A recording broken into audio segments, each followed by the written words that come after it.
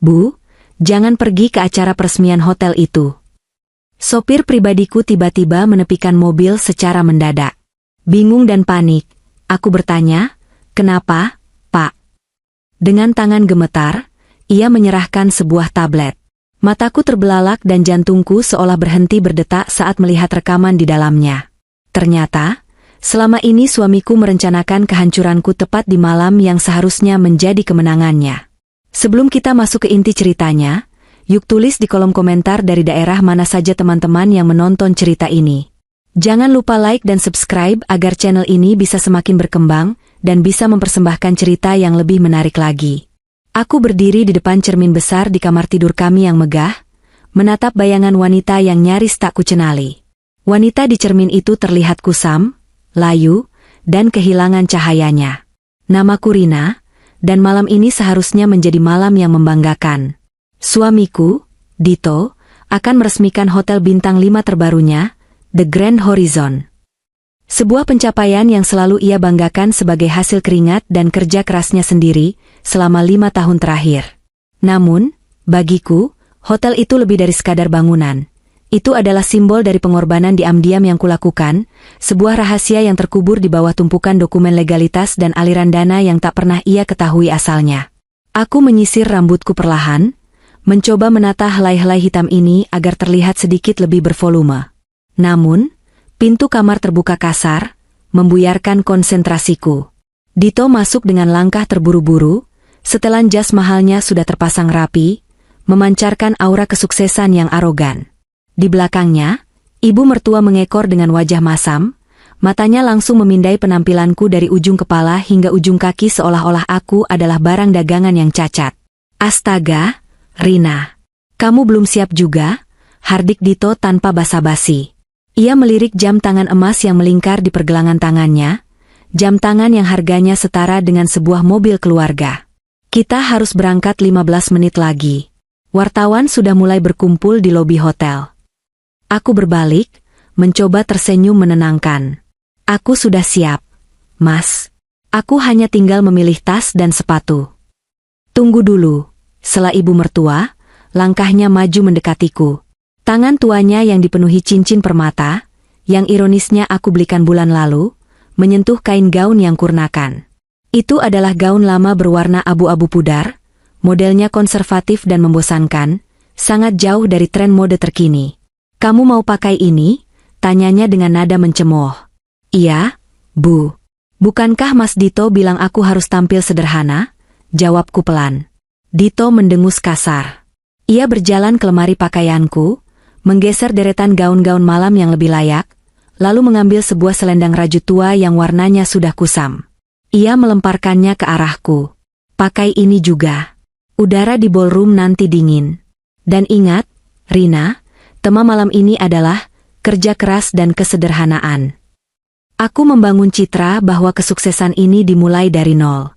Kalau kamu datang dengan penampilan menor dan perhiasan mentereng, orang-orang akan berpikir aku sukses karena bantuan uang istrimu. Kamu mau menghancurkan reputasiku. Kata-kata itu menusuk hatiku, tapi aku sudah terbiasa. Selama 5 tahun pernikahan kami, Dito selalu memiliki narasi yang sama. Dia adalah pahlawan yang bangkit dari bawah, dan aku hanyalah istri rumahan yang beruntung dinikahinya.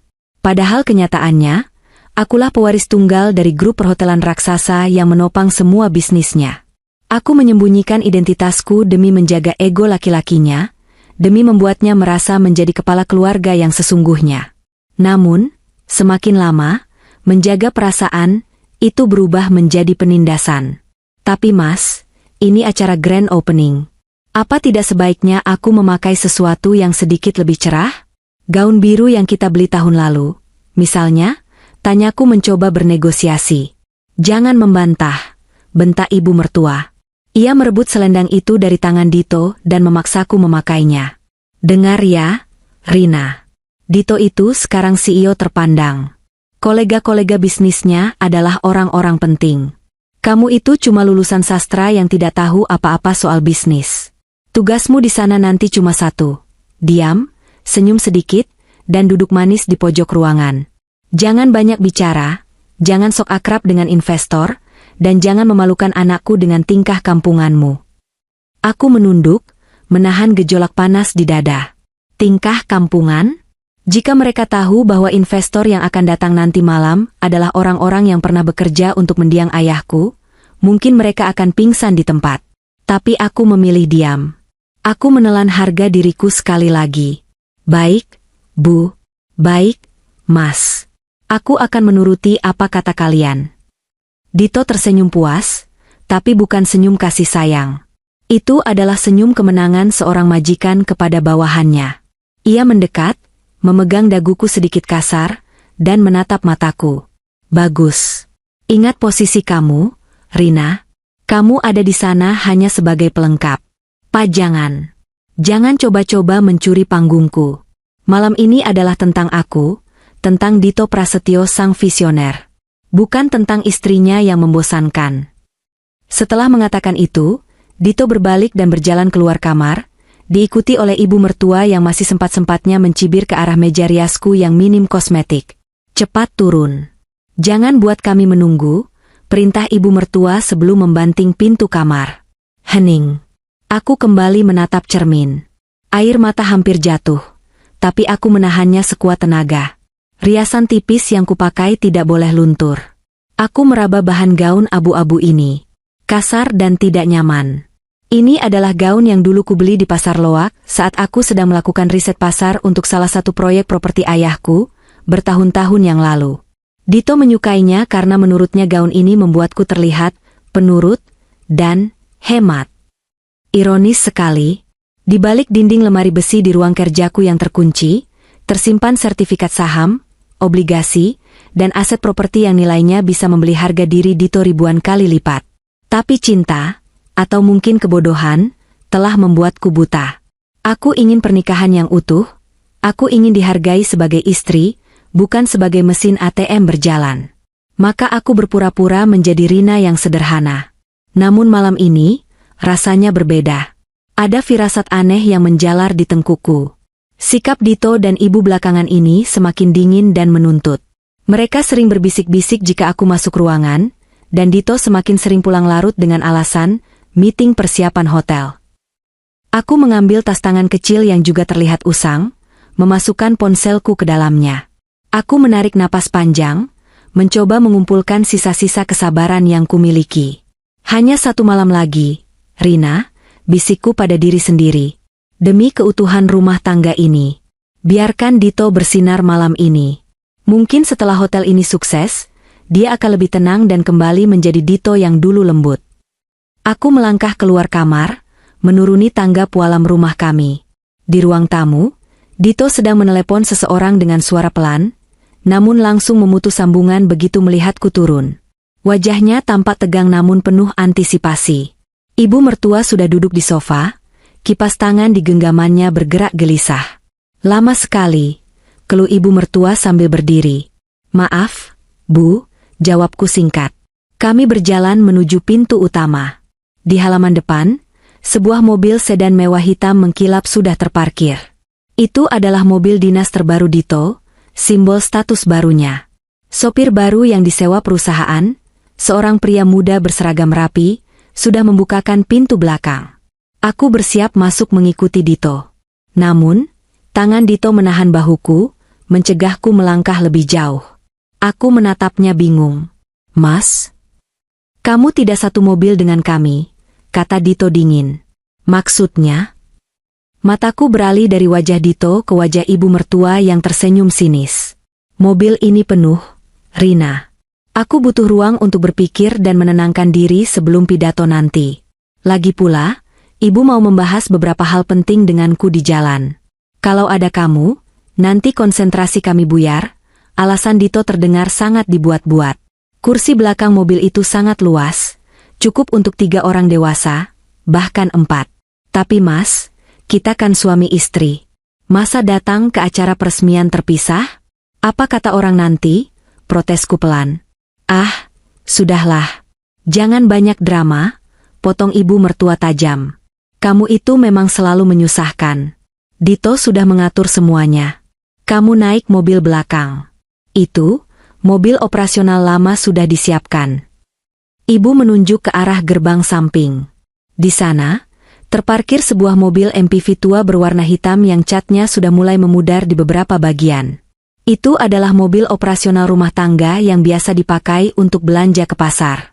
Dan di samping mobil itu, berdiri Pak Maman, sopir pribadi lama keluargaku, satu-satunya, staf, bawaanku dari rumah orang tuaku yang masih tersisa di sini. Pak Maman menatapku dengan tatapan iba yang mendalam. Sana, cepat, usir Dito sambil masuk ke dalam mobil mewahnya. Jangan sampai telat. Ingat, masuk lewat pintu samping lobi, jangan lewat pintu utama. Aku tidak mau wartawan memotret kamu turun dari mobil butut itu.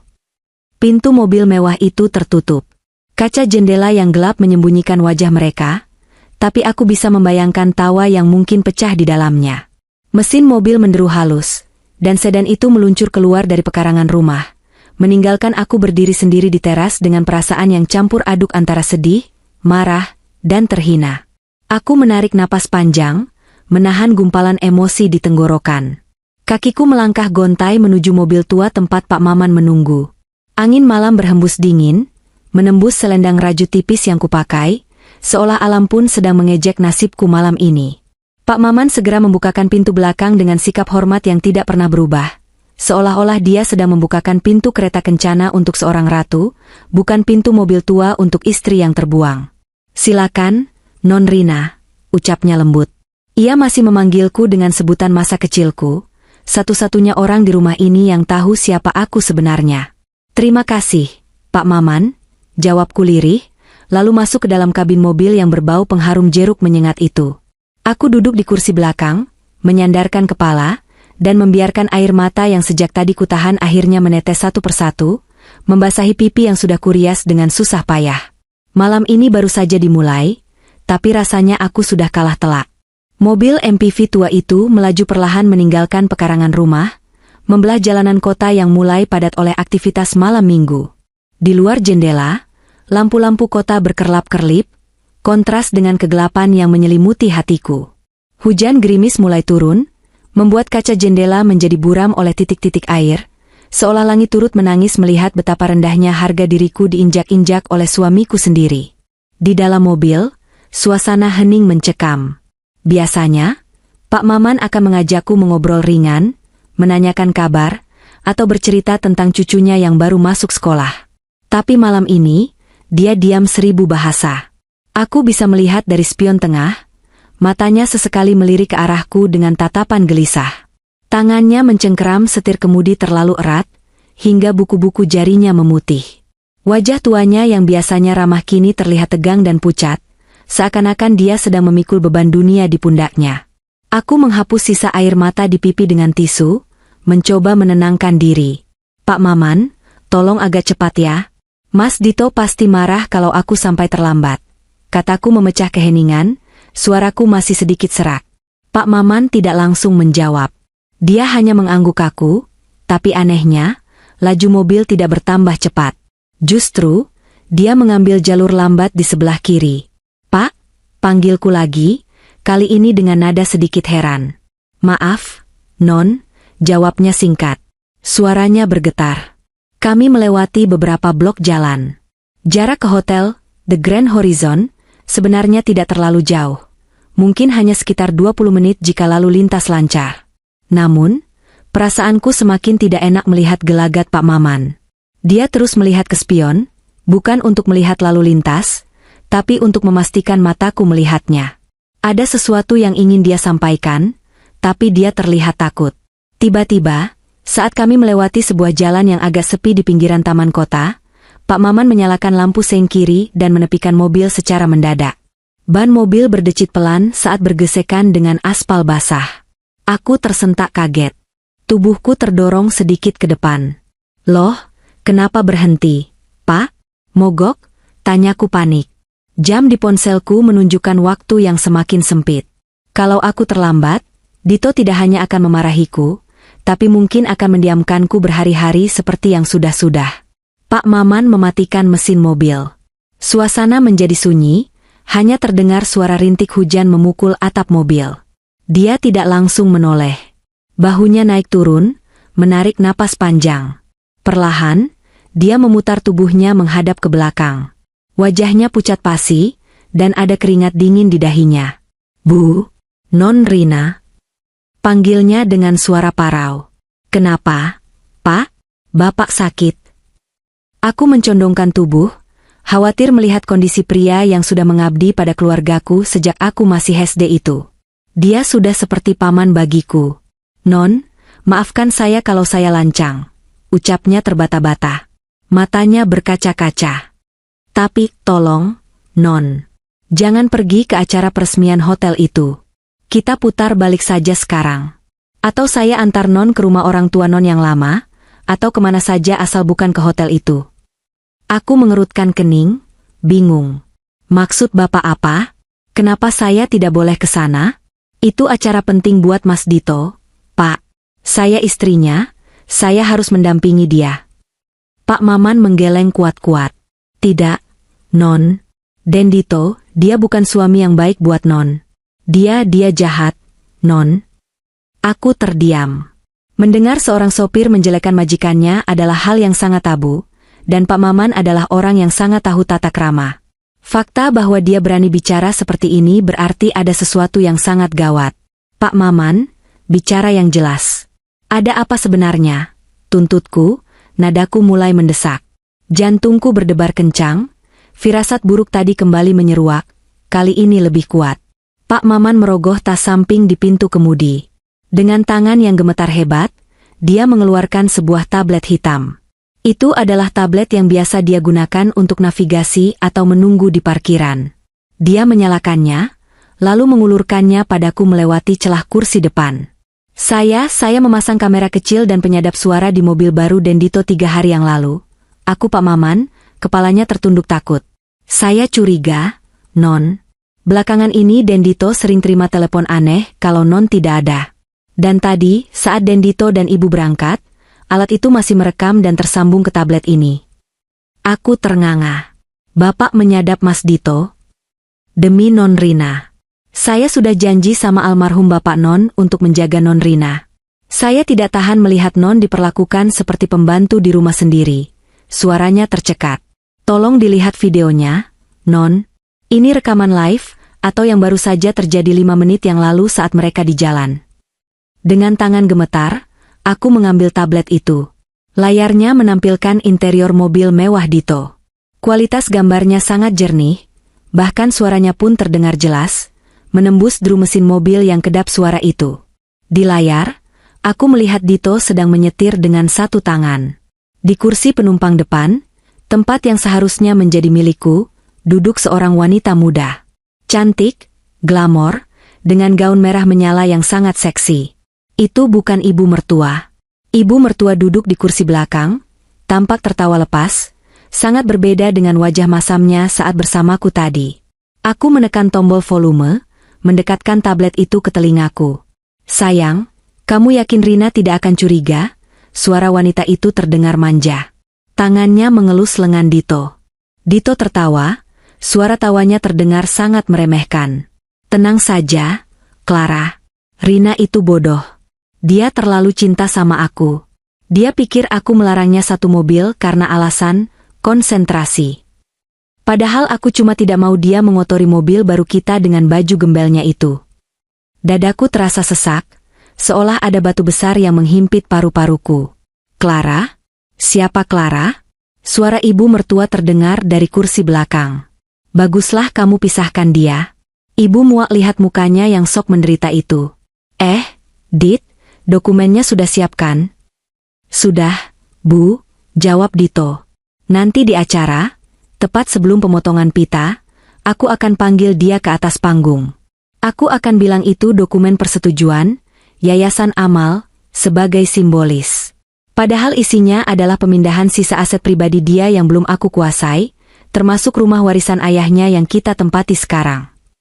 "Hahaha, pintar sekali anak ibu," puji ibu mertua. "Setelah dia tanda tangan, kita tendang dia malam ini juga." Ibu sudah tidak sabar ingin Clara yang jadi menantu ibu.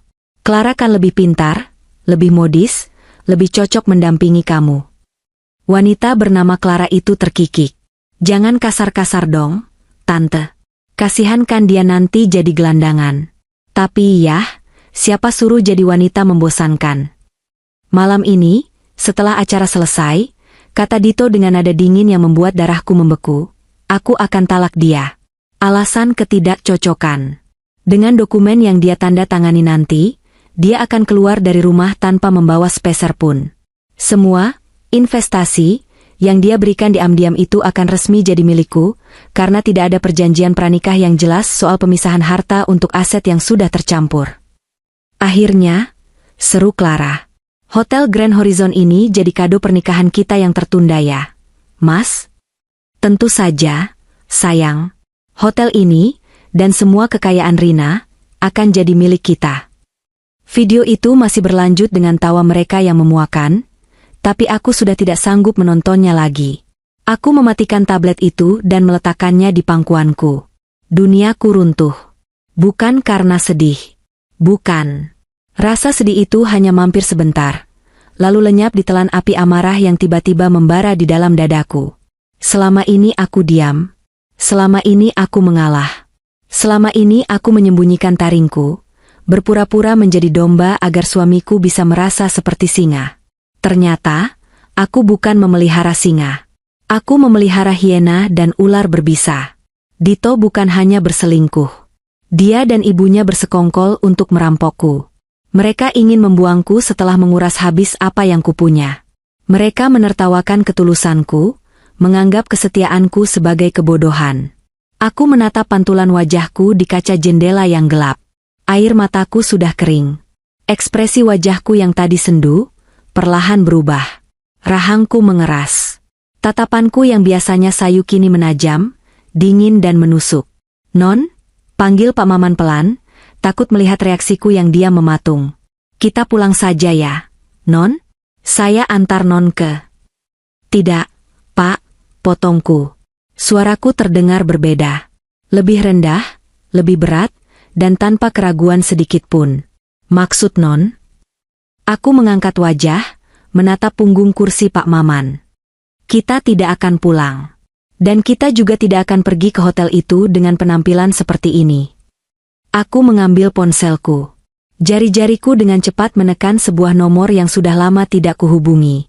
Nomor kepala keamanan dan pengacara pribadi mendiang ayahku, orang-orang yang selama ini kusuruh untuk tidur dan hanya mengawasi dari jauh. Halo, Pak Gunawan, sapaku saat telepon tersambung.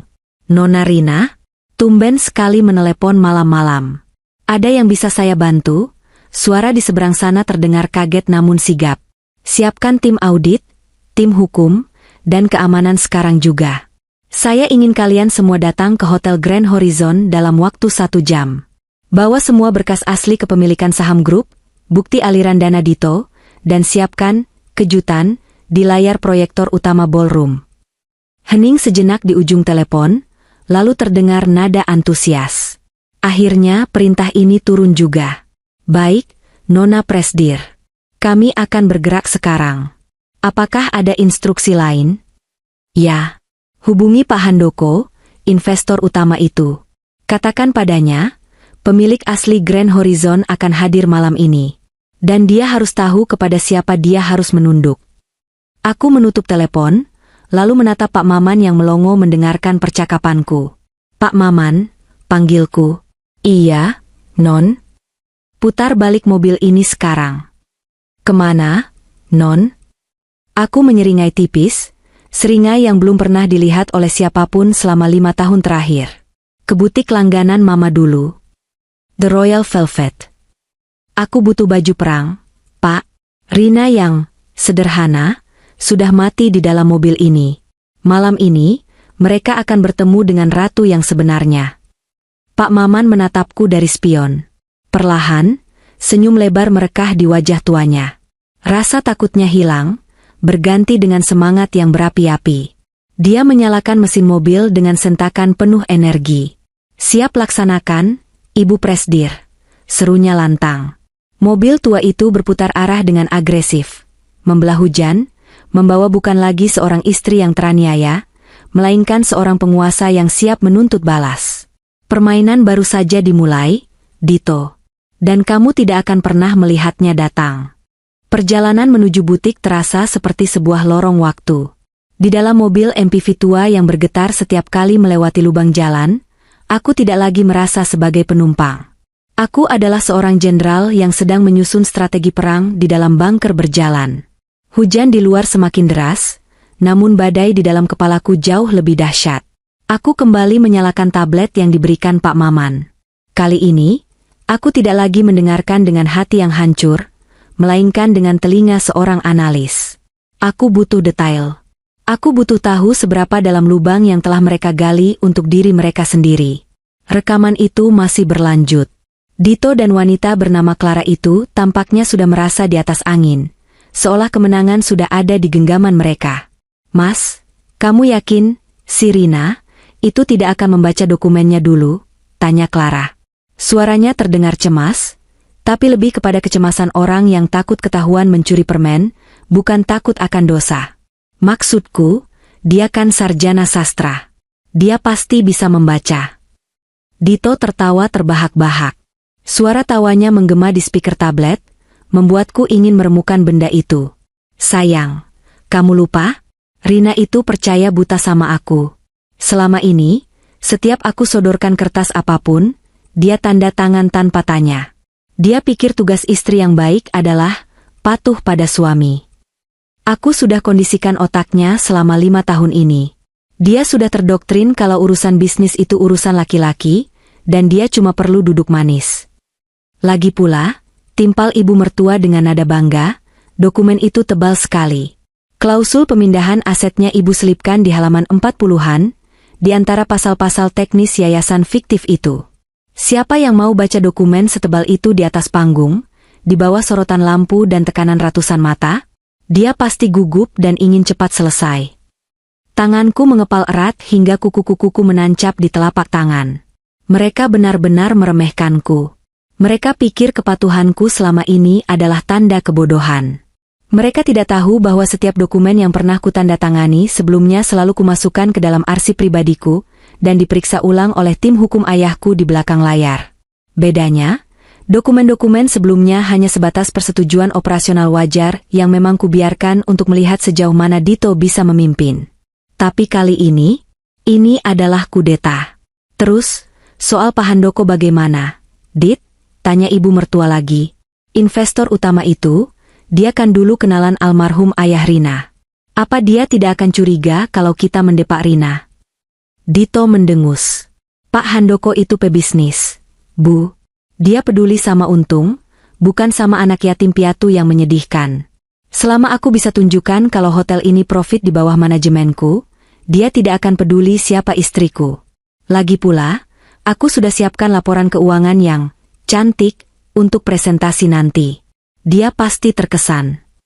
Laporan keuangan cantik. Gumamku pelan, sudut bibirku terangkat membentuk senyuman miris. Laporan yang dia maksud pasti adalah hasil manipulasi data.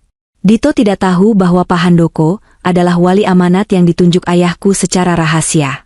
Beliau tahu persis setiap sen uangku mengalir kemana.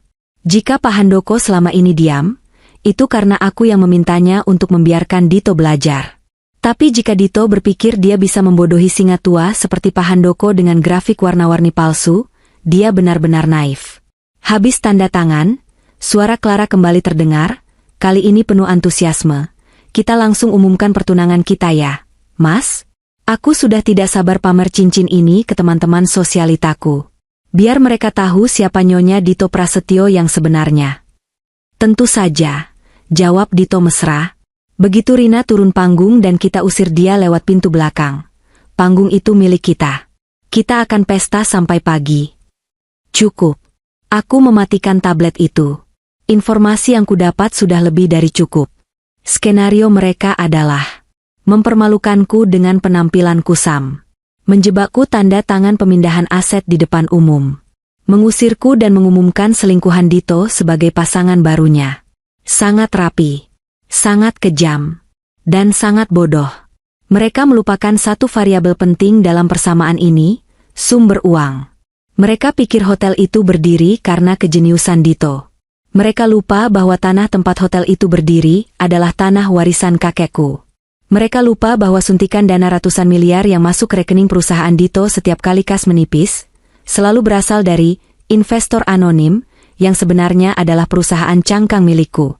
Tanpaku, Dito hanyalah seorang manajer proyek yang biasa-biasa saja dengan ego setinggi langit. Aku menatap keluar jendela. Mobil kami mulai memasuki kawasan elit di Jakarta Selatan, tempat butik-butik desainer papan atas berderet. Aku tidak lagi merasa marah. Kemarahan itu telah bermetamorfosis menjadi sesuatu yang jauh lebih berbahaya. Ketenangan yang mematikan. Pak Maman, panggilku pelan. Ya, Non? Bapak bawa jas resmi bapak yang biasa. Pak Maman melirik ke spion, tersenyum bangga. Selalu, Non. Seragam kebanggaan sopir keluarga Atmajaya selalu ada di bagasi. Lengkap dengan topi dan sarung tangan putih. Bagus. Nanti setelah dari butik, bapak ganti baju. Malam ini, bapak bukan cuma sopir. Bapak adalah pendampingku memasuki medan perang. Bapak harus terlihat gagah. Siap, Non. Saya akan pastikan saya lebih gagah dari Dendito. Candanya, mencoba mencairkan suasana. Aku tersenyum tipis. Satu lagi, Pak. Tolong mampir sebentar ke minimarket di depan. Aku butuh air mineral. Tenggorokanku kering. Aku harus menyiapkan suara untuk pidato pemecatan nanti. Pak Maman tertawa kecil. Tawa yang penuh kelegaan karena melihat nyonya mudanya telah kembali memiliki semangat hidup. Siap, laksanakan. Saat mobil menepi, aku menatap pantulan mataku di cermin kecil bedakku. Tatapan sendurina si istri penurut sudah hilang. Yang ada di sana sekarang adalah sorot mata Rina Atmajaya, putri tunggal dari konglomerat yang pernah membuat gempar dunia bisnis Jakarta 1 dekade lalu. Tunggu aku, Mas, bisikku pada bayangan itu. Kamu mau pesta? Aku akan berikan pesta yang tidak akan pernah kamu lupakan seumur hidupmu. Mobil MPV kami berhenti di depan sebuah bangunan klasik bergaya Eropa dengan plang nama emas yang elegan, The Royal Velvet. Ini bukan sekadar butik. Ini adalah tempat di mana ibuku dulu selalu memesan gaun-gaun terbaiknya, dan tempat di mana aku menghabiskan masa kecilku bermain di antara gulungan kain sutra. Penjaga pintu, seorang pria parubaya yang sudah bekerja di sana sejak aku kecil, awalnya mengerutkan kening melihat mobil butut kami parkir di area VIP. Namun, begitu aku turun, meski dengan pakaian kusam dan selendang jelek itu, matanya melebar. Ia mengenali caraku berjalan, dagu yang terangkat, dan tatapan mata yang familiar. Nona Rina, sapanya ragu, hampir tidak percaya. Selamat malam, Pak Joko. Tante Bella ada? Tanyaku langsung, menyebut nama pemilik butik yang juga sahabat mendiang ibuku. Ada, Nona. Mari, silakan masuk. Ia buru-buru membukakan pintu kaca besar itu lebar-lebar. Begitu aku melangkah masuk, aroma lavender dan kemewahan langsung menyambutku. Suasana butik yang tenang seketika berubah riuh saat Tante Bella, wanita anggun berusia 50-an dengan rambut disanggul rapi, keluar dari ruang kerjanya. Matanya membulat melihat penampilanku. Rina? Astaga, sayang. Apa yang terjadi padamu? Kenapa kamu pakai kain pel ini? Serunya histeris sambil menyentuh selendang rajut kusam pemberian Dito. Ceritanya panjang, Tan. Dan aku tidak punya banyak waktu, potongku tegas. Aku melepas selendang itu dan membiarkannya jatuh ke lantai marmer yang mengkilap. Aku butuh transformasi. Total. Sekarang juga. Tante Bella menatap mataku dalam-dalam. Dia tidak bertanya lagi. Sebagai wanita yang sudah makan asam garam kehidupan, dia sepertinya paham arti tatapan seorang wanita yang sedang terluka namun siap membalas. Senyum profesionalnya merekah. Baiklah. Kamu datang ke tempat yang tepat. Mau konsep apa? Putri yang tersakiti? Atau ratu yang akan memenggal kepala pengkhianat? Jawabku dingin. Tante Bella tertawa renyah, matanya berbinar. Oh, aku suka itu. Revengelok. Mari, sayang. Dia membawaku ke ruang VIP di lantai 2. Dalam sekejap, tim terbaiknya dikerahkan. 2 orang asisten membantuku melepaskan gaun abu-abu menyedihkan itu, dan menggantinya dengan jubah sutra sementara. Lalu, keajaiban dimulai. Merah, kata Tante Bella sambil menarik sebuah gaun dari lemari kaca khususnya. Bukan merah terang yang murahan, tapi merah marun. Warna darah, warna keberanian, warna kekuasaan. Gaun itu luar biasa. Terbuat dari sutra velvet kualitas tertinggi yang memeluk tubuh dengan sempurna, dengan potongan leher off-shoulder yang memperlihatkan bahu dan leher jenjangku. Bagian bawahnya menjuntai elegan dengan belahan tinggi di paha kiri, memberikan kesan anggun namun berbahaya. Saat aku mengenakannya, rasanya seperti kulit lamaku terkelupas. Rina, si istri penurut yang selalu memakai daster di rumah, lenyap. Tubuhku terasa lebih tegak. Kain mahal ini mengingatkanku siapa aku sebenarnya. Sekarang, rambut dan wajah, perintah Tante Bella.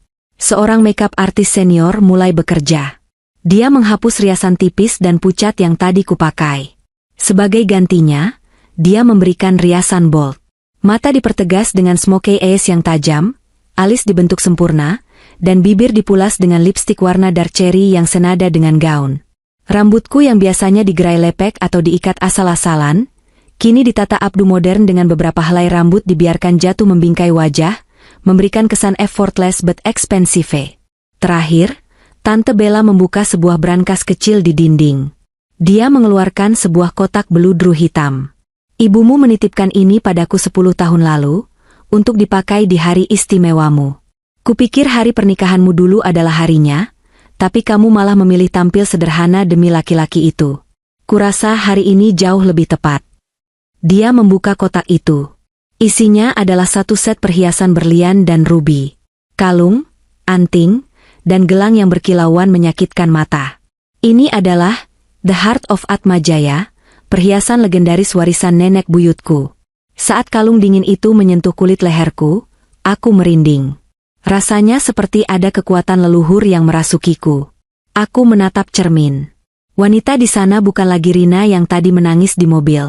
Wanita di sana adalah predator puncak. Cantik, memukau, dan menakutkan. Sempurna, bisik Tante Bella dengan mata berkaca-kaca. Kamu persis seperti ibumu saat dia memimpin rapat pemegang saham pertama kali. Ponselku bergetar. Pesan masuk dari Pak Gunawan, kepala keamananku, tim sudah di posisi. Pak Maman sudah siap dengan kereta kencana di depan. Pak Handoko sudah dikonfirmasi menunggu instruksi ibu. Aku berbalik menatap Tante Bella. Berapa semuanya? Tan? Masukkan ketagihan perusahaanku. Gratis, jawab Tante Bella sambil mengedipkan sebelah mata. Anggap saja ini kontribusiku untuk pertunjukan nanti malam. Buat dia menyesal, Rina. Aku tersenyum, kali ini tulus. Pasti. Aku melangkah keluar butik. Hujan sudah reda, menyisakan udara malam yang segar. Di depan lobi, mobil MPV tua tadi sudah hilang. Sebagai gantinya, terparkir sebuah Rolls-Royce Phantom hitam mengkilap, salah satu koleksi mobil antik ayahku yang selama ini kusimpan di garasi khusus, dan hanya dipanaskan sesekali oleh Pak Maman. Pak Maman berdiri di samping pintu belakang. Kini mengenakan setelan jas sopir lengkap dengan topi pet dan sarung tangan putih. Dia terlihat sangat gagah dan profesional. Begitu melihatku keluar, dia langsung mengambil sikap sempurna dan membungkuk hormat. Mobil Anda siap, Ibu Presdir, ucapnya lantang, suaranya penuh kebanggaan. Aku mengangguk, lalu masuk ke dalam kabin mobil yang mewah dan hening itu. Bau kulit asli dan kayu mahoni menyambutku, jauh berbeda dengan bau pengharum jeruk di mobil operasional tadi. Ke Hotel Grand Horizon, Pak Maman, perintahku tenang. Jangan lewat pintu samping. Kita masuk lewat lobi utama. Tepat di karpet merah. Siap, Bu. Mesin V12 Rolls-Royce itu menderu halus, seperti harimau yang sedang mendengkur. Mobil meluncur membelah jalanan Jakarta. Di kejauhan, gedung hotel pencakar langit itu terlihat menjulang dengan lampu sorot yang menari-nari di langit malam. Di sanalah Dito sedang berpesta, merayakan kemenangannya yang semu. Aku menyandarkan punggung, memejamkan mata sejenak, membayangkan wajah Dito saat melihatku nanti. Jantungku berdebar, bukan karena takut, tapi karena adrenalin. Tunggu aku, suamiku, gumamku pelan. Ratu yang tertidur sudah bangun. Dan dia sedang lapar. Hotel Grand Horizon berdiri megah di pusat kawasan bisnis, bermandikan cahaya lampu sorot yang menembus langit malam Jakarta. Dari balik kaca jendela Rolls-Royce yang melaju pelan memasuki area drop-off, aku bisa melihat kemeriahan itu. Karpet merah terbentang panjang dari area parkir VIP hingga ke pintu lobi utama yang berlapis emas. Puluhan fotografer dan wartawan hiburan serta bisnis berkerumun di sisi kanan kiri pembatas bludru. Kamera mereka menyala silih berganti seperti kilat, mengabadikan setiap tamu penting yang hadir. Di sana, di tengah sorotan paling terang, berdiri suamiku, Dito. Ia tampak gagah dalam balutan tuxedo hitam rancangan desainer Italia, tersenyum lebar sambil melambaikan tangan ke arah kamera. Di samping kirinya, berdiri ibu mertua yang memakai kebaya encim modern dengan terlalu banyak payet, berusaha terlihat berkelas namun gagal menutupi aura arogansinya. Dan di samping kanannya wanita itu, Clara. Clara mengenakan gaun merah menyala dengan belahan dada rendah, tertawa manja setiap kali Dito membisikkan sesuatu. Tangan Dito melingkar posesif di pinggangnya. Mereka terlihat seperti pasangan selebriti yang sedang dimabuk cinta dan kesuksesan. Media pasti mengira Clara adalah istrinya, atau setidaknya partner bisnis yang sangat spesial. Tidak ada yang mencari Rina. Tidak ada yang peduli di mana istri sah sang CEO berada. Menurut skenario mereka, aku seharusnya saat ini sedang menyelinap lewat pintu dapur atau pintu samping karyawan dengan baju kusamku, lalu duduk tersembunyi di pojok ruangan seperti tikus got yang tidak diinginkan. Pak Maman, ucapku tenang, memecah keheningan di dalam kabin mobil yang mewah. Lihat antrian mobil di depan? Jangan ikut antri. Langsung potong ke depan lobi utama. Bunyikan klakson jika perlu. Siap, Ibu Presdir. Mobil di depan itu cuma Mercedes biasa. Mereka pasti minggir kalau melihat si hantu ini lewat, jawab Pak Maman terkekeh, menyebut julukan Rolls-Royce Phantom ini. Benar saja. Begitu moncong mobil kami yang besar dan ikonik dengan patung Spirit of Ecstasy di kap depannya muncul, petugas valet dan keamanan hotel langsung panik. Mereka mengenali mobil ini. Ini bukan mobil sewaan. Ini adalah simbol kekuasaan lama yang jarang keluar kandang. Petugas keamanan yang tadinya sibuk mengatur lalu lintas segera berlarian menyingkirkan kon pembatas, membuka jalan khusus tepat di depan tangga utama lobi, menggeser mobil tamu lain yang sedang menurunkan penumpang. Suara desas-desus mulai terdengar di kerumunan wartawan. Lensa kamera yang tadinya terarah ke Dito dan Clara, satu persatu mulai berputar ke arah mobil kami. Mobil siapa itu? Rolls-Royce Phantom seri klasik? Itu langka sekali di Indonesia. Apa itu investor asing? Mungkin pejabat tinggi negara? Dito, yang menyadari sorotan kamera beralih darinya, menoleh dengan wajah kesal. Senyumnya luntur sesaat, digantikan kerutan bingung di dahinya. Ia menyipitkan mata, mencoba melihat siapa yang datang mengganggu momen kemenangannya. Ibu mertua dan Clara juga ikut menoleh, berbisik-bisik penasaran. Mobil berhenti mulus tepat di tengah karpet merah. Keheningan menyelimuti area lobi sesaat. Semua orang menahan napas, menunggu siapa sosok penting yang ada di dalamnya. Pak Maman keluar lebih dulu.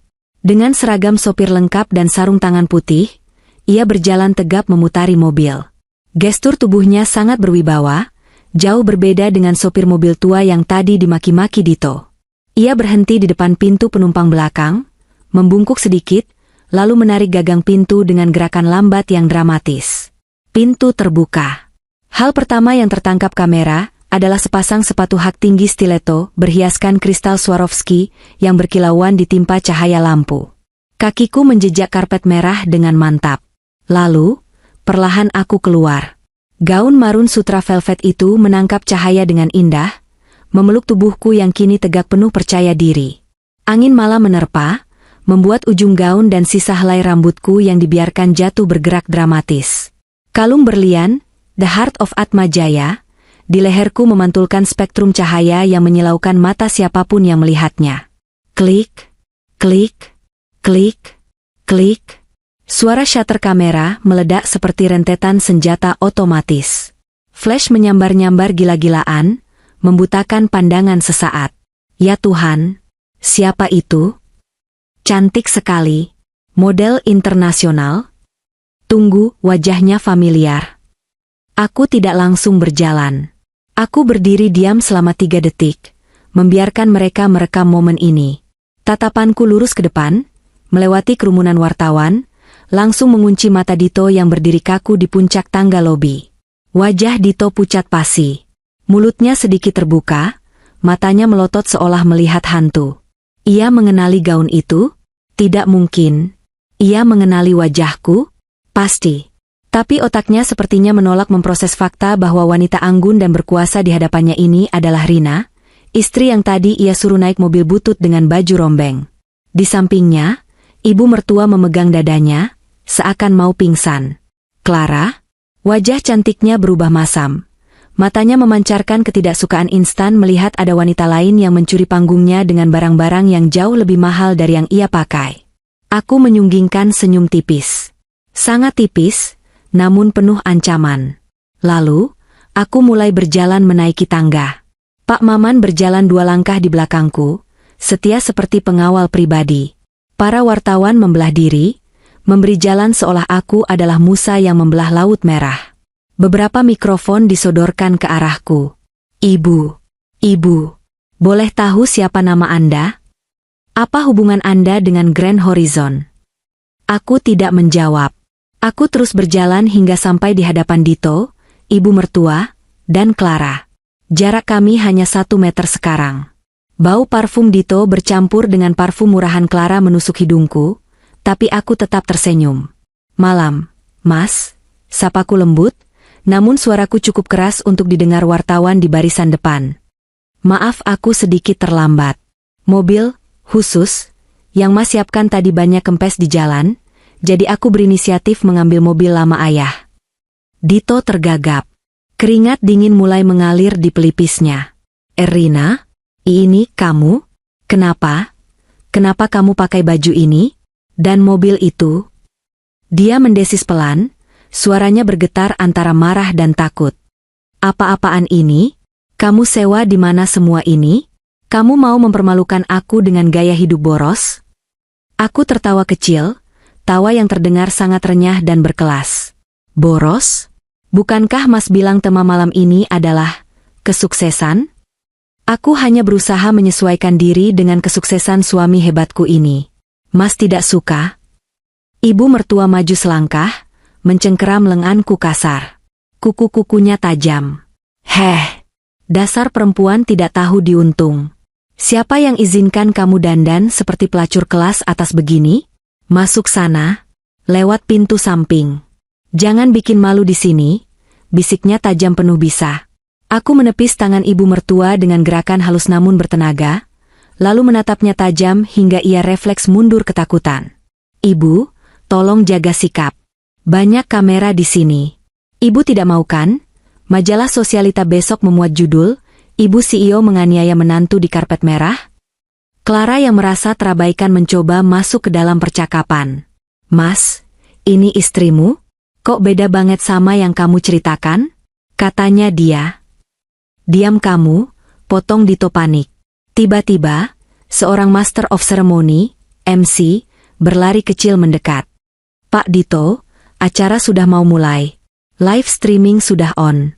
Bapak dan Ibu harus segera masuk ke ballroom untuk pidato pembukaan. Dito menarik napas panjang, berusaha mengembalikan kewarasannya. Dia menatapku dengan tatapan membunuh. Kita belum selesai, Rina. Ikut aku ke dalam. Awas kalau kamu berbuat aneh-aneh. Ingat skenarionya. Kamu naik, tanda tangan, lalu turun dan hilang dari mukaku. Dito berbalik dan berjalan cepat masuk ke lobi, menyeret Clara bersamanya. Ibu mertua mengikutinya sambil melotot padaku. Aku merapikan sedikit gaunku yang tidak kusut sama sekali. Pak Maman berbisik dari belakang, mereka masuk perangkap. Bu. Ayo, Pak, jawabku. Saatnya pertunjukan utama. Ballroom Hotel Grand Horizon benar-benar megah. Langit-langitnya tinggi dengan chandelier kristal raksasa, dindingnya dilapisi marmer impor, dan ratusan tamu undangan yang terdiri dari pejabat, selebriti, dan kolega bisnis duduk di meja-meja bundar yang dihias bunga segar. Suasana riuh rendah oleh percakapan dan denting gelas wine. Namun, keriuhan itu mereda saat Dito naik ke atas panggung. Lampu sorot memusat padanya. Di layar raksasa di belakang panggung, terpampang wajah Dito dengan tulisan besar, Dito Prasetyo, Founder CEO. Tidak ada nama orang lain di sana. Dito memulai pidatonya dengan gaya yang sangat meyakinkan. Dia bercerita tentang perjuangan, tentang visi, tentang bagaimana dia membangun semua ini dari nol dengan tetesan keringat dan darah.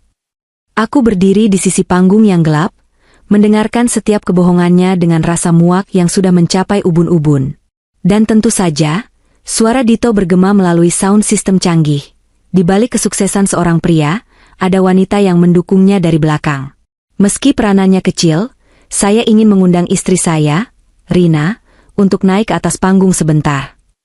Nada bicaranya saat menyebut peranannya kecil terdengar sangat merendahkan, seolah-olah peranku hanyalah menyeduhkan kopi.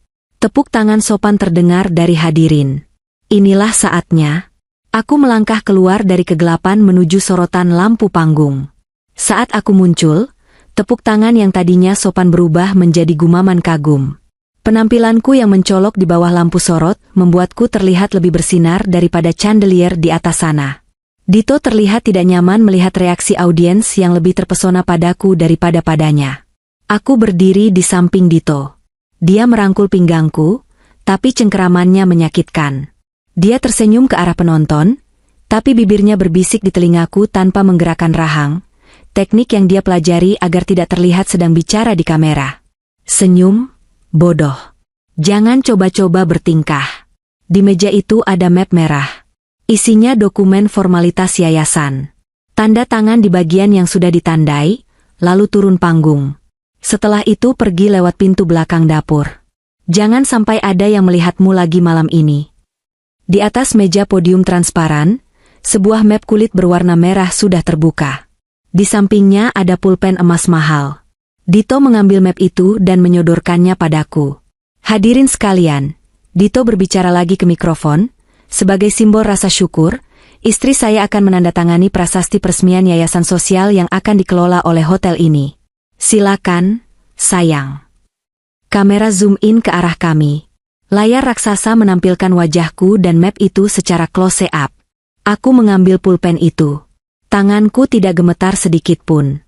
Aku menatap Dito sekilas, memberikan senyum manis yang mematikan. Lalu aku menunduk melihat dokumen itu. Bukan yayasan sosial. Itu adalah akta pelepasan hak dan pemindahan aset. Dito benar-benar licik. Judul dokumennya dibuat samar, tapi isi pasalnya jelas. Menyerahkan kepemilikan saham mayoritas dan aset tanah hotel kepadanya dengan nilai transaksi 0 rupiah alias hibah. Jika aku Rina yang dulu, aku pasti sudah menandatanganinya tanpa membaca. Tapi malam ini tidak. Dengan gerakan tenang, aku tidak langsung tanda tangan. Aku membalik halaman dokumen itu, seolah sedang membacanya dengan teliti. Dito mulai gelisah. Apa yang kamu lakukan? Cepat tanda tangan, desisnya. Aku mengabaikannya. Di hadapan ratusan pasang mata dan kamera yang menyiarkan secara langsung, aku melakukan hal yang tak terduga. Aku memegang pulpen dengan kuat, lalu mulai mencoret. Sret, sret, sret. Aku mencoret pasal, pemindahan aset. Aku mencoret nama, Dito Prasetyo, sebagai penerima hibah. Aku mencoret seluruh paragraf yang menyatakan aku melepaskan hakku. Dito terbelalak. Wajahnya merah pada menahan amarah dan panik. Dia ingin merebut map itu, tapi dia tidak bisa melakukannya di depan umum tanpa terlihat kasar. Tangannya gemetar di udara, bingung harus berbuat apa. Rina, bisiknya panik. Setelah selesai mencoret semua bagian yang merugikanku, aku membubuhkan tanda tangan besar di bagian bawah halaman, tepat di atas tulisan, pemberi kuasa. Lalu aku menutup map itu dengan bunyi bam, yang cukup keras hingga tertangkap mikrofon. Dito menghela napas, mengira aku sudah menandatanganinya meski dengan drama coret-mencoret. Dia segera mengambil map itu dan menyembunyikannya. Terima kasih, sayang. Silakan kembali ke... Sebelum Dito sempat mengusirku, aku melakukan langkah skakmat. Aku menarik mikrofon dari penyangga podium, mengambil alih kendali panggung sepenuhnya. Tunggu sebentar. Suaraku menggema, jernih dan berwibawa. Dito membeku. Rina, turun, bisiknya keras. Aku menatap hadirin, mengabaikan Dito. Selamat malam, bapak-bapak dan ibu-ibu sekalian. Terima kasih telah hadir di acara grand opening hotel ini. Ada sedikit koreksi yang perlu saya sampaikan mengenai pidato suami saya tadi. Hening. Satu ruangan menahan napas. Atmosfer berubah tegang. Suami saya mengatakan bahwa hotel ini adalah hasil kerja kerasnya sendiri dari nol. Itu adalah cerita yang sangat inspiratif, bukan? Aku tersenyum miring. Sayangnya, itu adalah cerita fiksi. Wajah Dito berubah dari merah menjadi putih pucat. Di meja VIP depan, aku melihat ibu mertua berdiri, hendak berteriak, tapi Clara menahannya karena takut malu. Tanah tempat hotel ini berdiri, lanjutku, suaraku semakin tegas, adalah warisan dari ayah saya, Haris Atmajaya. Modal pembangunan gedung ini, 100% berasal dari dana pribadi saya yang saya salurkan melalui perusahaan induk keluarga saya. Dan dokumen yang baru saja saya tanda tangani tadi. Aku menoleh ke Dito yang kini terlihat seperti orang yang mau muntah. Bukanlah dokumen pelepasan aset seperti yang suami saya harapkan. Saya baru saja mencoret semua pasal ilegal itu. Tanda tangan saya tadi adalah tanda tangan otorisasi untuk melakukan audit forensik menyeluruh terhadap manajemen hotel ini, mulai detik ini juga. Cukup, teriak Dito, lupa bahwa mikrofon masih menyala. Suaranya menggelegar, penuh kepanikan. Matikan mikrofonnya. Security. Bawa dia turun. Dia gila. Istri saya sakit jiwa. 2 orang petugas keamanan berlari naik ke panggung. Dito menyeringai, merasa masih punya kuasa. Maafkan istri saya, dia sedang depresi dan lupa minum obat. Seru Dito pada hadirin yang mulai kasak-kusuk bingung. Petugas keamanan itu mendekat. Dito menunjukku. Bawa dia keluar. Cepat. Namun, kedua petugas keamanan itu, yang merupakan anak buah Pak Gunawan yang sudah disusupkan, melewati aku begitu saja. Mereka justru berjalan menuju Dito, berdiri di kiri dan kanannya, lalu memegang lengan Dito dengan tegas. Apa-apaan ini? Saya bos kalian. Lepaskan. Dito meronta. Aku kembali bicara ke mikrofon, suaraku tenang namun mematikan. Kamu bukan bos mereka, Dito. Dan kamu bukan lagi CEO hotel ini. Mulai malam ini, The Grand Horizon kembali ke tangan pemilik aslinya. Aku menatap lurus ke kamera live streaming. Selamat malam, Jakarta. Nama saya Rina Atmajaya. Dan saya baru saja memecat suami saya. Keheningan yang sempat menyelimuti Grand Ballroom Hotel Horizon pasca kalimat pemecatanku tadi kini, pecah menjadi kekacauan yang tak terkendali. Ribuan pasang mata menatap ke arah panggung dengan campuran rasa tidak percaya, kaget, dan kegembiraan akan skandal yang tersaji di depan mata. Suara shutter kamera dari awak media terdengar seperti rentetan tembakan senapan mesin yang tak henti-hentinya, kilatan flash menyambar-nyambar, membuat panggung yang menjadi arena pembantaian harga diri Dito ini semakin silau dan panas. Dito berdiri mematung di sampingku, wajahnya yang tadi merah padam karena amarah kini perlahan memucat, seputih kain kafan. Ia menatapku seolah aku adalah monster laut yang baru saja muncul dari kedalaman samudera untuk menelannya bulat-bulat. Napasnya terdengar kasar dan memburu, tersentak-sentak keluar dari tenggorokannya yang mungkin kini terasa kering kerontang. Ia mencoba mencerna apa yang baru saja terjadi, namun egonya yang terlalu besar menolak realitas tersebut. Apa katamu? Bisiknya, suaranya bergetar hebat, nyaris tak terdengar di tengah keriuhan. Kamu memecatku? Kamu pikir ini lelucon? Kamu pikir kamu siapa? Hah? Tiba-tiba, Dito tertawa. Tawa yang sumbang, kering, dan terdengar sedikit gila.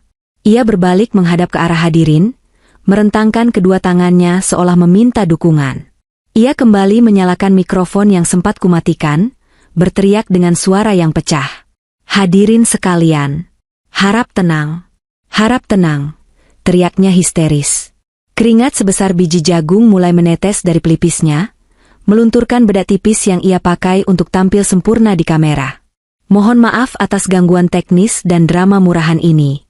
Istri saya tercinta ini, Rina, dia sedang mengalami gangguan mental pasca keguguran imajiner yang dia alami sendiri. Dia sering berhalusinasi merasa dirinya pemilik perusahaan. Tolong jangan didengarkan. Security. Mana security? Dito menunjuk-nunjuk ke arah 2 petugas keamanan berbadan tegap yang berdiri di sisi panggung, orang-orangku yang menyamar. Seret wanita gila ini turun. Bawa dia ke rumah sakit jiwa sekarang juga. Jangan biarkan dia mengoceh lagi. Cepat. Namun, perintah itu menggantung di udara, hampa tanpa eksekusi. Kedua petugas keamanan itu tidak bergeming sedikit pun. Mereka berdiri tegak dengan tangan terlipat di belakang punggung, tatapan mereka lurus ke depan, dingin, dan tidak sedikit pun menunjukkan rasa hormat pada pria yang berteriak-teriak di depan mereka. Dito bingung. Ia berlari mendekati salah satu petugas, mencengkeram keras seragamnya dengan frustrasi. Kalian tuli? Aku bilang bawa dia. Aku CEO di sini. Aku yang bayar gaji kalian. Lakukan perintahku atau aku pecat kalian semua malam ini juga. Petugas itu hanya melirik Dito sekilas. Lalu dengan gerakan tenang namun tegas, ia menepis tangan Dito dari kerahnya seolah menepis kotoran debu yang menjijikan. Maaf, Pak. Kami hanya menerima perintah dari pemilik sah properti ini. Dan menurut data legalitas terbaru yang kami terima 5 menit yang lalu, Bapak bukan lagi siapa-siapa di sini. Dito mundur terhuyung, seakan baru saja ditampar godam tak kasat mata. Apa? Kalian bersekongkol dengan dia? Ia menoleh padaku dengan tatapan nyalang. Rina, berapa kamu bayar mereka? Kamu jual perhiasan ibumu untuk menyuap satpamku? Dasar wanita licik. Di meja VIP barisan depan, aku melihat ibu mertua sudah bangkit dari kursinya. Wajah tuanya yang penuh polesan riasan tebal kini tampak panik. Ia tidak lagi berani naik ke panggung, namun ia berteriak-teriak dari bawah, suaranya melengking tajam. Dito, jangan biarkan perempuan kampung itu menginjak-injakmu. Panggil polisi. Dia sudah melakukan pencemaran nama baik. Dia merusak acara kita. Sementara itu, Clara, selingkuhan yang digadang-gadang akan menggantikan posisiku, tampak menciut. Ia mencoba menutupi wajahnya dengan tas tangan bermerek, yang ironisnya dibeli dengan uang perusahaanku, berusaha menghindari sorotan kamera yang kini mulai mencuri-curi pandang ke arahnya. Ia sadar, skenario kemenangan mereka telah berubah menjadi mimpi buruk. Dito, yang merasa terpojok dan kehilangan kendali atas situasi, mengedarkan pandangannya ke seluruh ruangan dengan liar. Ia mencari sekoci penyelamat. Ia mencari seseorang yang memiliki kuasa lebih tinggi darinya. Seseorang yang bisa memvalidasi posisinya dan mengusirku dari panggung ini. Dan saat itulah, pintu utama ballroom yang tinggi dan megah terbuka lebar secara perlahan. Cahaya dari lobi luar menerobos masuk, menciptakan siluet dramatis dari rombongan yang baru saja tiba. Kerumunan tamu undangan yang berdiri di dekat pintu otomatis membelah diri, memberikan jalan setapak yang lebar. Suara gumaman hadirin mereda, digantikan oleh bisik-bisik penuh rasa segan. Dito menyipitkan matanya, lalu wajahnya yang pucat seketika bersinar cerah. Harapan kembali menyala di matanya. Pak Handoko, seru Dito, suaranya penuh kelegaan yang luar biasa. Pak Handoko datang. Syukurlah. Ia menunjuk ke arah pintu masuk dengan jari gemetar penuh semangat. Lihat, Rina. Tamat riwayatmu. Investor utama sudah datang. Beliau adalah orang yang paling berpengaruh di grup ini. Beliau tidak akan membiarkan wanita gila sepertimu menghancurkan investasi triliunan rupiahnya. Sosok yang masuk itu adalah Pak Handoko. Pria berusia 60-an dengan rambut memutih namun memiliki postur tegap layaknya seorang jenderal veteran. Ia mengenakan setelan jas abu-abu tua yang dipotong sempurna, memancarkan aura kekuasaan dan wibawa yang membuat CEO-CEO muda di ruangan itu menunduk segan. Di belakangnya, berjalan 6 orang pria bersetelan hitam membawa tas kerja kulit tebal, tim legal dan audit forensik terbaik di negeri ini. Dito merapikan jasnya yang berantakan dengan panik. Ia menyugar rambutnya, mencoba mengembalikan sisa-sisa wibawanya. Dengan langkah tergesa-gesa, ia turun dari podium dan berlari kecil menyambut Pak Handoko di ujung tangga panggung, seperti seekor anjing yang menyambut majikannya pulang. Pak Handoko. Selamat malam, Pak. Maafkan kekacauan ini. Dito membungkuk sedikit, menjabat tangan Pak Handoko dengan kedua tangannya, mengguncangnya dengan antusiasme yang berlebihan. Saya benar-benar malu Bapak harus melihat ini. Istri saya, mantan istri saya, dia membuat onar. Dia menyuap keamanan dan mengklaim hal-hal gila. Tolong Bapak bantu saya jelaskan pada semua orang siapa yang memegang kendali di sini. Bapak kan saksi perjuangan saya membangun hotel ini. Pak Handoko berhenti melangkah. Ia tidak membalas jabat tangan Dito. Ia bahkan tidak tersenyum. Wajahnya datar, dingin, dan keras seperti batu granit. Ia menarik tangannya perlahan dari genggaman Dito, lalu menatap Dito dari ujung kaki hingga ujung kepala dengan tatapan yang sulit diartikan, campuran antara rasa jijik dan kasihan. "Pak?" tanya Dito bingung, senyumnya mulai luntur. "Kenapa Bapak diam saja? Bapak harus tegas. Usir perempuan itu dari panggung saya." Pak Handoko menghela napas panjang, lalu memberi isyarat kecil pada anak buahnya untuk minggir memberikan jalan. Tanpa mengucapkan sepatah kata pun pada Dito, Pak Handoko melangkah melewatinya begitu saja. Ia menaiki tangga panggung dengan langkah mantap dan berirama, suara sepatu kulit mahalnya mengetuk lantai panggung, menciptakan ketegangan yang mencekam di seluruh ruangan. Dito ternganga. Ia berbalik, mengikuti Pak Handoko dengan tatapan bingung. "Pak Handoko, Bapak mau kemana? Itu istri saya yang gila di sana. Jangan mendekat, nanti dia melukai Bapak." Aku berdiri diam di tengah panggung, kedua tanganku bertaut di depan perut dengan sikap tenang. Aku menatap Pak Handoko yang berjalan mendekatiku. Jantungku berdebar kencang, bukan karena takut, melainkan karena rasa haru.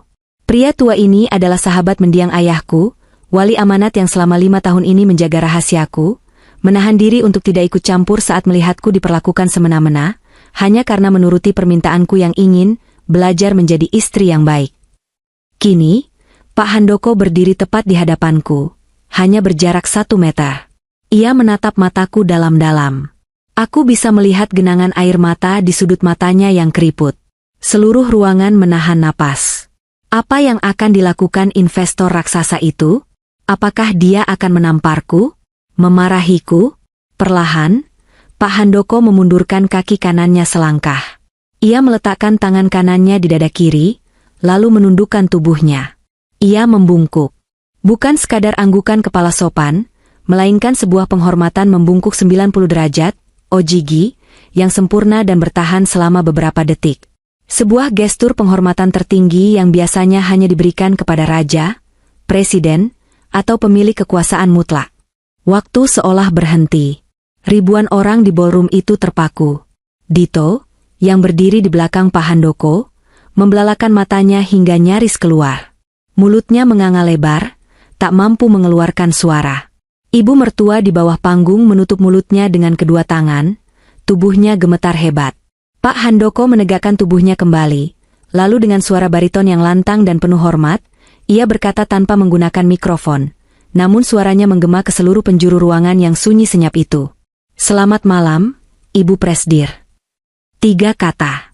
Hanya 3 kata, namun efeknya lebih dahsyat daripada ledakan bom di tengah ruangan. "Maafkan keterlambatan saya, Nona Rina," lanjut Pak Handoko, matanya menatapku lekat.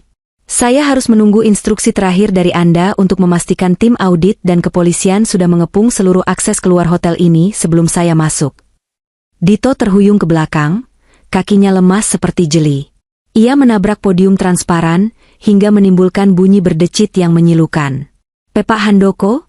cicitnya, suaranya terdengar seperti tikus yang terinjak. Apa maksud Bapak? Ibu Presdir? Dia cuma Rina. Dia cuma ibu rumah tangga lulusan sastra. Bapak pasti salah orang. Bapak pasti sudah pikun. Pak Handoko berbalik badan dengan gerakan militer yang tegas.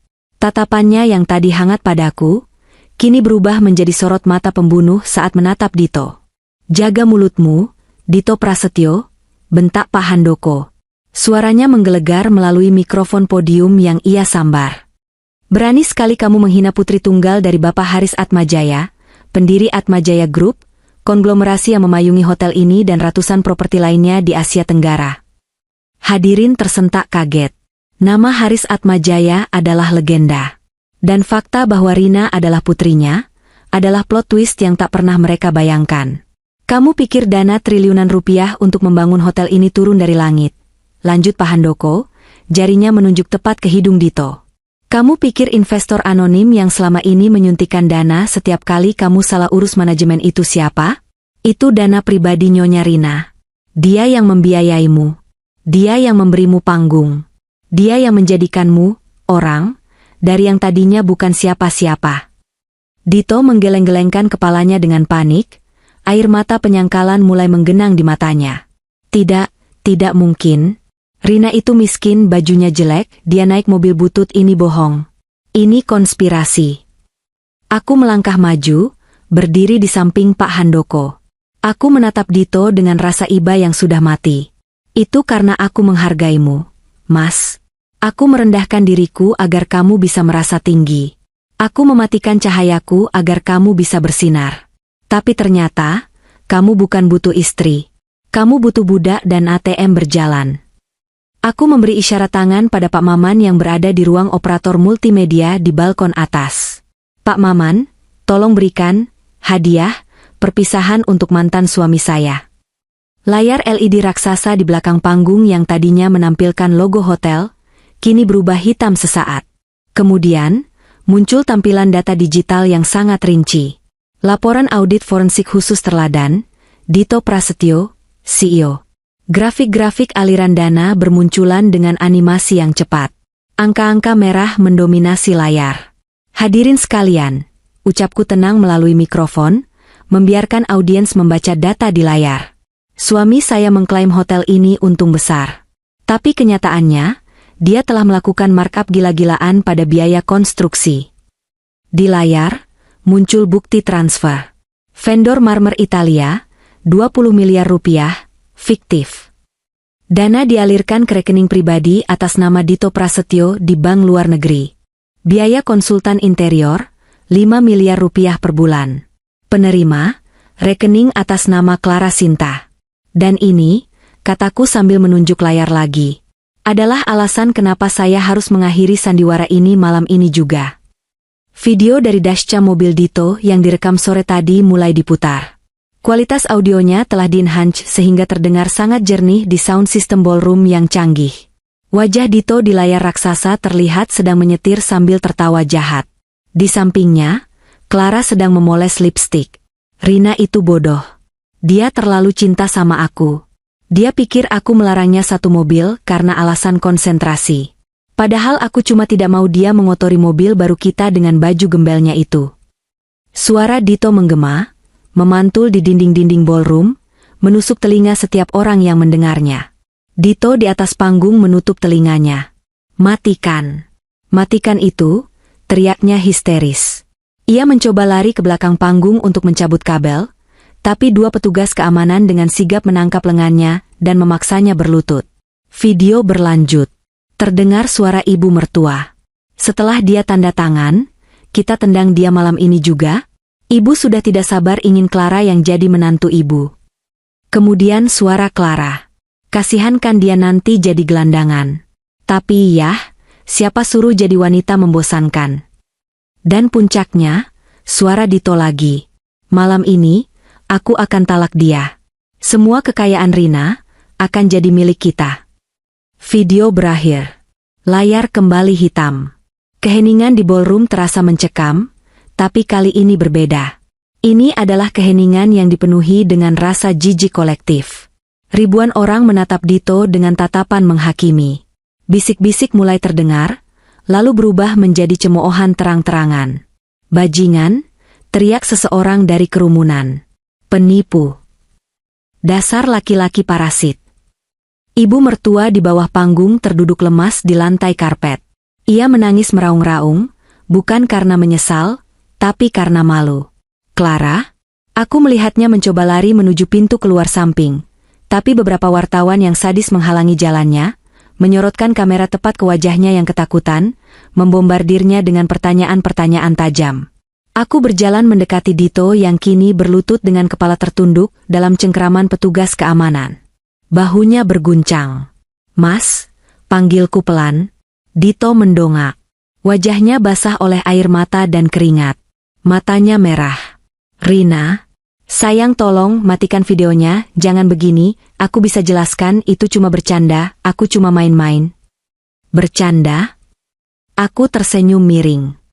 Tanda tangan pemindahan aset yang kamu siapkan itu juga bercanda? Rencana perceraian itu bercanda? Aku hilaf, Rin. Aku dihasut mama. Aku dihasut Clara. Aku sebenarnya cinta sama kamu. Tolong, jangan hancurkan karirku, kita bisa perbaiki ini, aku janji akan berubah. Dito mencoba merangkak mendekatiku, hendak memeluk kakiku. Aku memundurkan langkahku, menghindari sentuhannya seolah ia adalah penyakit menular. Sudah terlambat, Dito. Kamu menginginkan wanita yang berkelas dan kaya, kan? Sekarang kamu sedang melihatnya. Tapi sayangnya, wanita ini bukan lagi milikmu. Aku berbalik menghadap Pak Handoko. Pak, silakan lanjutkan prosedurnya. Pak Handoko mengangguk. Ia melambaikan tangan ke arah pintu samping panggung. Silakan masuk, Komandan. Dari pintu samping panggung, masuklah 4 orang petugas kepolisian berseragam lengkap, dipimpin oleh seorang perwira berpangkat komisaris polisi. Mereka berjalan tegap menaiki panggung, borgol perak berkilauan di pinggang mereka. Suasana ballroom yang tadinya riuh penuh cemoohan kini kembali senyap, berganti dengan ketegangan hukum yang nyata. Dito melihat polisi datang. Matanya membelalak panik. Insting bertahan hidupnya muncul. Ia meronta sekuat tenaga dari pegangan petugas keamanan swasta. Tidak. Kenapa ada polisi? Aku tidak salah. Ini masalah rumah tangga. Kalian tidak berhak campur tangan. Teriak Dito, suaranya parau dan pecah. Ia menendang-nendang udara seperti anak kecil yang tantrum. Komisaris polisi itu berhenti tepat di depan Dito. Dengan wajah datar dan profesional, ia mengeluarkan selembar surat perintah penangkapan. Saudara Dito Prasetyo, ucap polisi itu tegas. Berdasarkan laporan dari tim kuasa hukum Atmajaya Group dan bukti audit forensik yang telah kami terima, Anda ditangkap atas dugaan tindak pidana penggelapan dana perusahaan dalam jabatan, pemalsuan dokumen aset, dan penipuan korporasi dengan total kerugian negara dan perusahaan mencapai 150 miliar rupiah. Bohong. Itu uang hasil kerja keras saya. Hotel ini milik saya. Dito berteriak, air liurnya muncrat kemana-mana. Anda memiliki hak untuk diam. Lanjut polisi itu, mengabaikan teriakan Dito. Apapun yang Anda katakan dapat dan akan digunakan untuk melawan Anda di pengadilan. Anda berhak mendapatkan pengacara. Jika tidak mampu, negara akan menyediakannya. 2 polisi bawahan langsung menyambar tangan Dito, memutarnya ke belakang punggung dengan kasar. Bunyi klik logam beradu terdengar nyaring saat borgol dipasang di pergelangan tangan Dito yang terbalut jam tangan emas, jam tangan yang dibelinya dengan uang curian. Rina. Dito berteriak memanggilku saat ia mulai diseret menuruni tangga panggung. Tolong aku. Jangan biarkan mereka membawaku. Aku suamimu. Ingat janji pernikahan kita.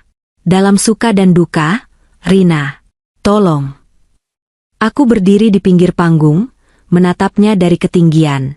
Tatapanku dingin, sedingin angin malam yang menembus tulang. Janji itu sudah kamu batalkan saat kamu berencana membuangku seperti sampah. Dito. Nikmati, duka MU sendirian. Sukanya sudah kamu habiskan bersama selingkuhanmu. Saat Dito diseret melewati meja VIP, ia berpapasan dengan ibunya. Ibu mertua yang masih terduduk di lantai, melihat anaknya diborgol, langsung bangkit dengan sisa tenaganya. Ia tidak mengejar polisi untuk membela anaknya, melainkan ia lari ke arahku yang sedang menuruni tangga panggung. Ibu mertua menerobos barisan keamanan dan menjatuhkan dirinya tepat di kakiku. Ia memeluk kaki kananku erat-erat, mengotori sepatu stiletto mahalku dengan air mata dan ingusnya yang berlepotan. Rina anakku sayang. Raungnya, suaranya terdengar menyedihkan, jauh berbeda dengan suara angkuh yang biasa ia gunakan untuk menghinaku setiap pagi. Tolong Dito, nak, tolong suami kamu. Jangan penjarakan dia. Ibu mohon. Ibu minta ampun. Ibu hilaf, nak. Ibu janji akan jadi mertua yang baik. Ibu akan pijat kaki kamu setiap hari. Tolong cabut laporannya. Aku menatap wanita tua di kakiku ini. Wanita yang selama 5 tahun selalu mengomentari masakanku, menghina cara berpakaianku, dan membandingkanku dengan wanita lain. Rasanya aneh. Dulu aku sangat takut padanya, takut mengecewakannya. Tapi sekarang, dia terlihat begitu kecil dan menyedihkan.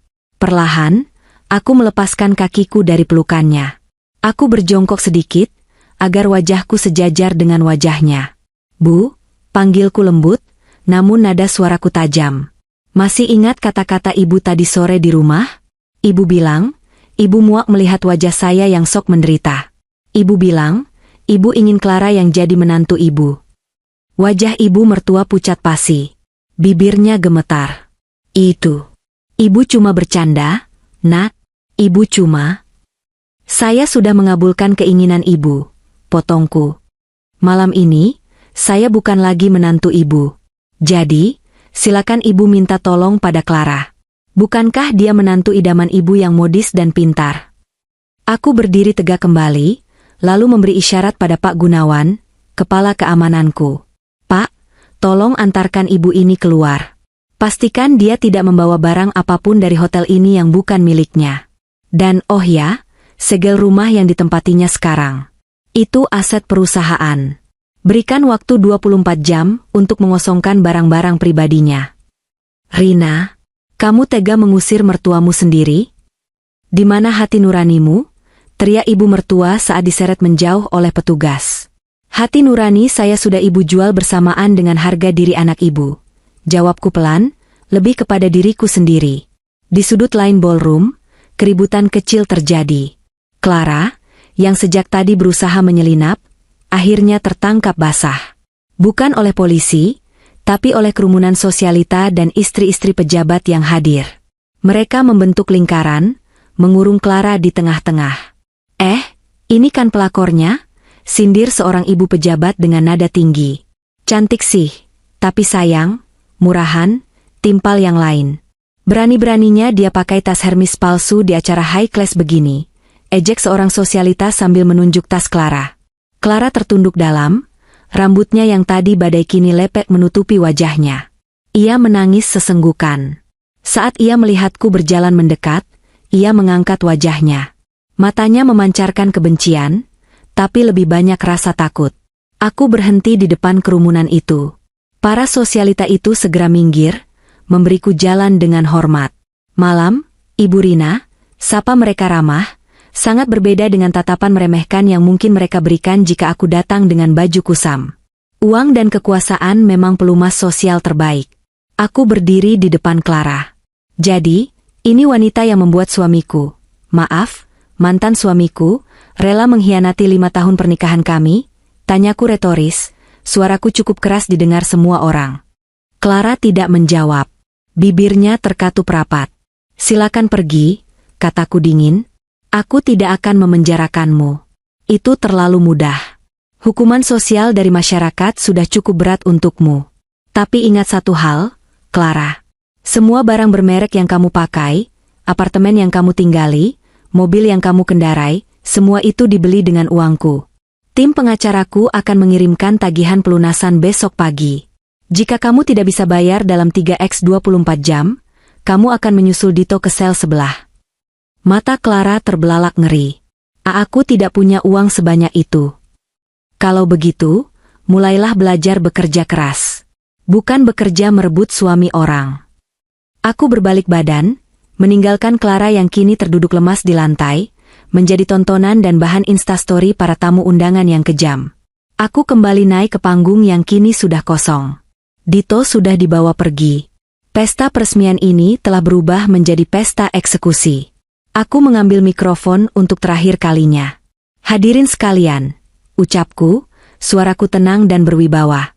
"Mohon maaf atas ketidaknyamanan malam ini. Acara peresmian dibatalkan.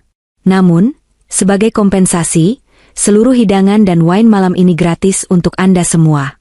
Silakan nikmati sisa malam ini. Dan ingatlah satu hal, di hotel ini, dan di hidup ini, kejujuran adalah mata uang yang paling mahal. Selamat malam." Aku meletakkan mikrofon. Tepuk tangan membahana. Kali ini tepuk tangan yang tulus, penuh kekaguman dan rasa hormat. Aku berjalan menuruni panggung, diiringi tatapan kagum dari ratusan orang. Pak Handoko menyambutku di bawah tangga dengan senyum bangga. "Ayahmu pasti bangga melihatmu malam ini, Nak," bisiknya. "Terima kasih, Om," jawabku, mataku berkaca-kaca. 1 jam kemudian, ballroom sudah mulai sepi. Tamu-tamu pulang dengan membawa cerita paling heboh tahun ini. Aku duduk sendirian di lounge VVIP di lantai paling atas hotel, menatap pemandangan kota Jakarta dari balik dinding kaca.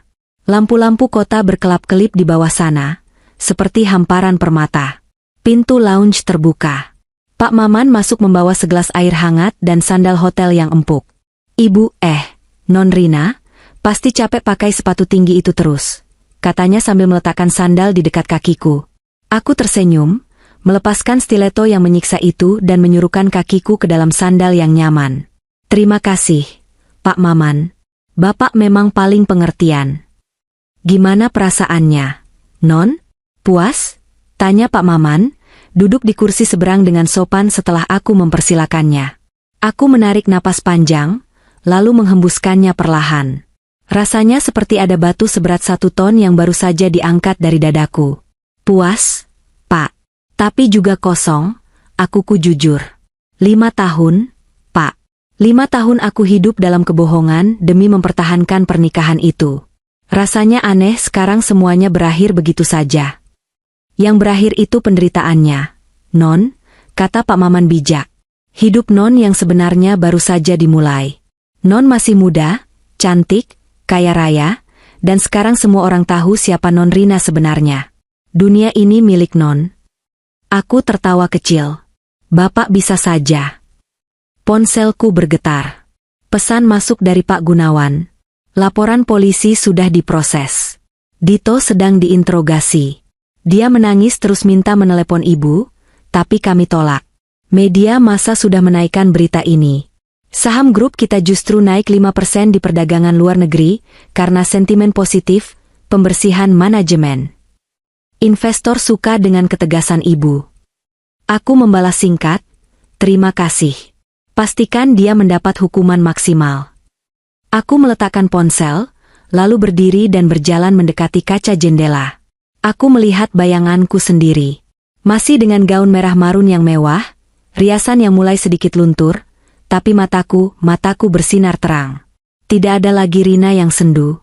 Tidak ada lagi istri yang takut salah bicara. "Pak Maman," panggilku tanpa menoleh. "Ya, Non?" "Besok pagi, siapkan mobil." "Rolls-Royce lagi, Non?" "Bukan. Mobil sedan konvertible merah milikku yang sudah lama tersimpan di gudang." Buka atapnya. Aku ingin merasakan angin menerpa wajahku. "Siap. Kita mau kemana?" "Ke kantor pusat. Aku mau memimpin rapat direksi pertamaku. Ada banyak sampah yang harus kubersihkan di perusahaan ini selain Dito." Pak Maman tertawa renyah. "Siap laksanakan, Ibu Presdir." Aku menempelkan telapak tanganku ke kaca dingin, menatap kota Jakarta yang tidak pernah tidur. Di kejauhan, sirine mobil polisi sayup-sayup terdengar, mungkin sedang membawa penjahat lain ke pengadilan. Tapi bagiku, malam ini adalah malam yang tenang. Malam di mana sang benalu akhirnya dicabut sampai ke akar-akarnya. Dan bunga yang selama ini tertutup ilalang, akhirnya bisa mekar dengan sempurna, memamerkan kelopaknya yang berduri namun indah. Aku, Rina Atmajaya, telah kembali. Dan kali ini, aku tidak akan pernah menundukkan kepalaku lagi untuk siapapun.